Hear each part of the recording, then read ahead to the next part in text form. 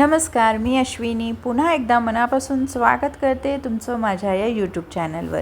इथे मी तुरीची डाळ उकडून घेतली आहे, हळद, हिंग आणि मीठ घालून। थोडंसं तूप देखील घातलं आहे। मी आज बनवते फोडणीचं वरण।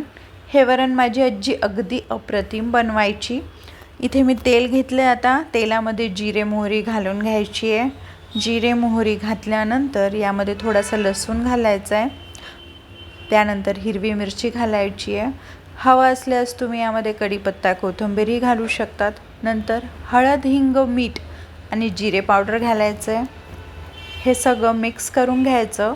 त्यानंतर त्यामध्ये मी थोडेसे टोमॅटो घातलेले, छोटासा टोमॅटो आपला बारीक कट करून घातलेला आहे।